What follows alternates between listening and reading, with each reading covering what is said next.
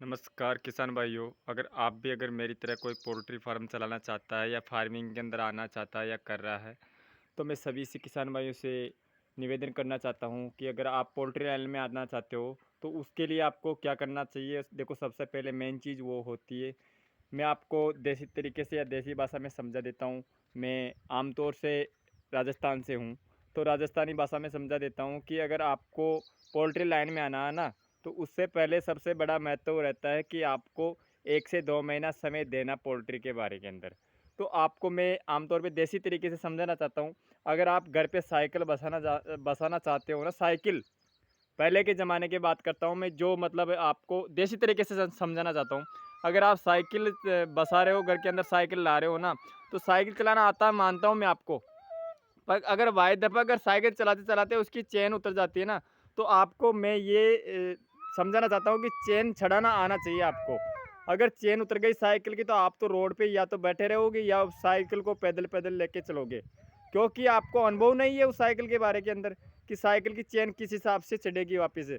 तो यही एक पोल्ट्री लाइन के अंदर होता है। तो मैं सभी किसान भाइयों से कहना चाहता हूँ, बताना चाहता हूँ, समझाना चाहता हूँ कि अगर मेरी तरह आप भी अगर पोल्ट्री लाइन, मैं ये नहीं कहता आपसे कि आप डायरेक्ट 2 बनाओ या 1 बनाओ, बड़ी बनाओ, छोटी से शुरू कर लो, कोई दिक्कत नहीं है। मैं ये नहीं कहना चाहता कि 5,000 से शुरू करो या 10 से शुरू करो, 15 से शुरू करो। 5 मेरे कहने का मतलब यही है, सभी किसान भाइयों से मैं यही निवेदन करना चाहता हूँ कि आपको पहले तो समय देना होगा।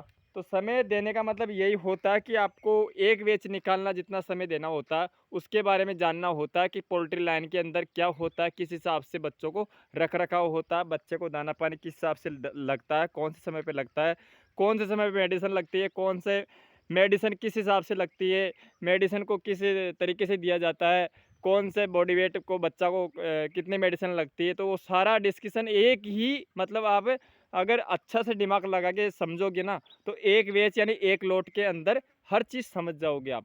तो आपको समझना कहाँ है, अगर आपके आजू-बाजू या आस-पास के अंदर, आपकी कंट्री के अंदर, खुद की कंट्री के अंदर जो पोल्ट्री है ना, उसी पे ही समझना है।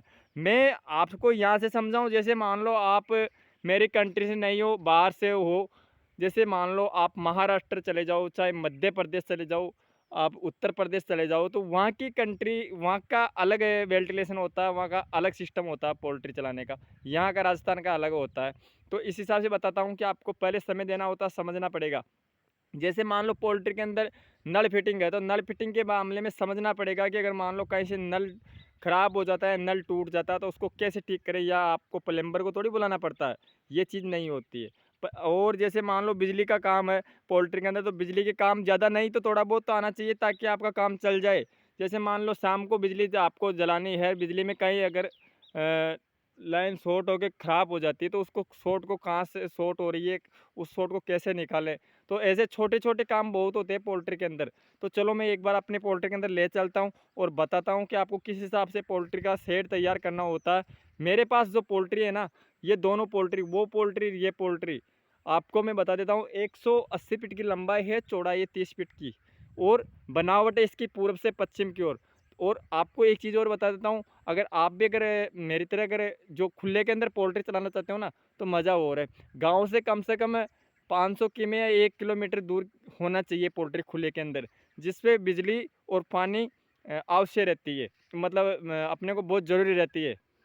तो चलो एक बार ले चलता हूँ अपनी पोल्ट्री के अंदर, बताता हूँ आपको।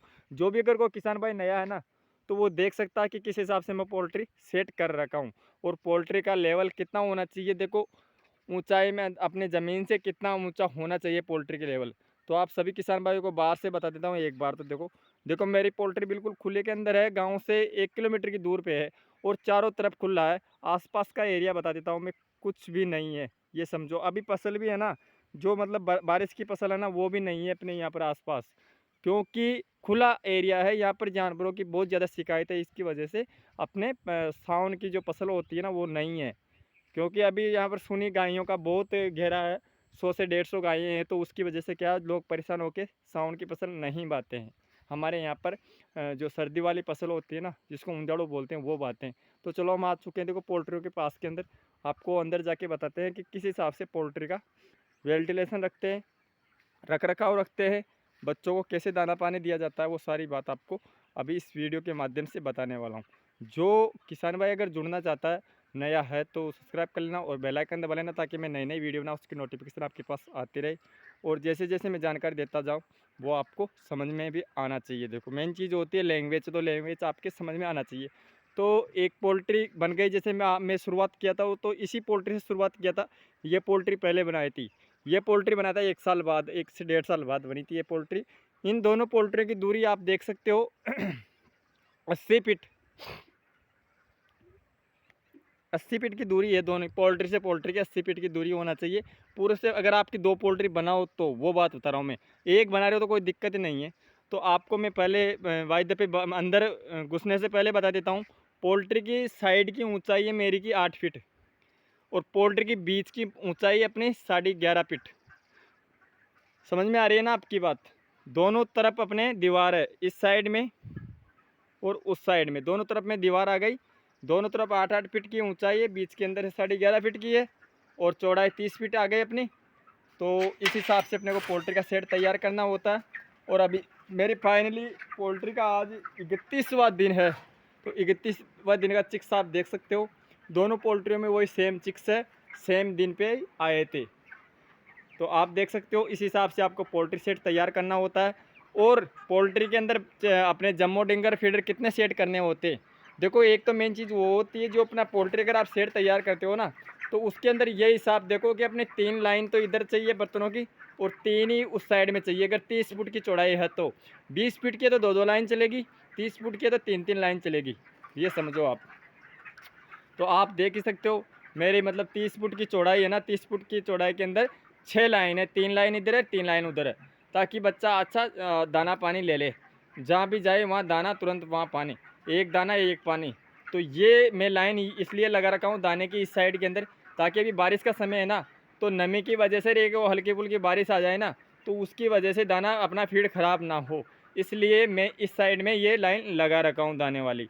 पूरा टोटल पानी पानी का है, क्योंकि बच्चा ज़्यादातर इधर पानी ले लेगा, और जो पानी अगर बारिश के अंदर हल्की फुल्की बारिश भी आ जाए तो अपना पानी का बर्तन है, तो वो इसमें कुछ दिक्कत नहीं होगी, ख़राब भी नहीं होगा। अगर अगर आप फीड अगर भीजता है या सीलन आती है, सीम जाता है ना, तो वो दिक्कत आ जाती है। अगर गीला फीड आप बच्चे को खिलाते हो ना, तो उससे बहुत बड़ा दिक्कत होता है।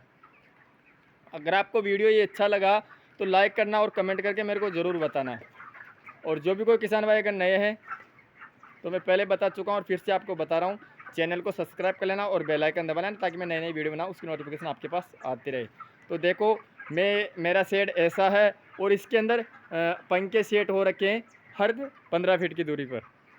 ये देख सकते हो आप, हर 15 फीट की दूरी पे पंखे सेट हो रखे हैं, ताकि 15 फीट के अंदर क्या है, अच्छे से बच्चे को पूरे को हवा लग जाए। देखो 15 फीट का मतलब होता है एक पंखा 15 फीट इधर, 15 फीट इधर, 15 फीट इधर, 15 फीट इधर, चारों तरफ की जगह घेर लेता है। समझ रहे हो मेरी बात को? 15-15, 30-30, 60 फीट की जगह घेर रखा है एक पंखा। तो उसी हिसाब से अपने को पंखा चलाने होता है। पंखा कब चलता है? गर्मी में और बारिश के समय के अंदर। सर्दी में पंखा नहीं चलता। और रहा बात अपने बल्ब को लाइटों की, तो लाइट की मेरे पास 2 लाइन है। एक लाइन इधर है, एक लाइन उधर है। देसी तरीके से देखो आप, बिल्कुल भी देसी तरीका है। 2 तार डाला, होल्डर लगाया, और बल्ब है। ये लग रहे अपने वही 15 से 20 फुट की दूरी पे लग रहे हैं हर बल्ब। मतलब 20 फुट की दूरी पे एक बल्ब लग रहा है। तो अपने इस हिसाब से अपना बल्ब लग रहा है 13, 14 बल्ब लग रहा है 20 फीट की दूर पे। एक साइड में 14, 14 उधर, 28 बल्ब लग रहे हैं एक पोल्ट्री के अंदर। तो इसी हिसाब से अपने को पोल्ट्री का सिस्टम बना के रखना है, और ऐसा सिस्टम बना लेना है। और आपको भी अगर पोल्ट्री बनाना, तो आप एक जगह की पोल्ट्री देख के मत बनाओ, 3 से 4 जगह पोल्ट्री देखो, फिर आप उसकी डिज़ाइन चूज़ करो कि अपने को ये वाली डिज़ाइन बनानी है पोल्ट्री के अंदर।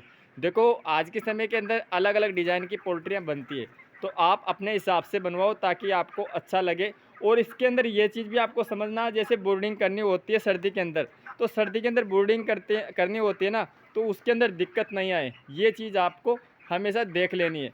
क्योंकि सर्दी के अंदर बोर्डिंग बहुत ज़्यादा होती है।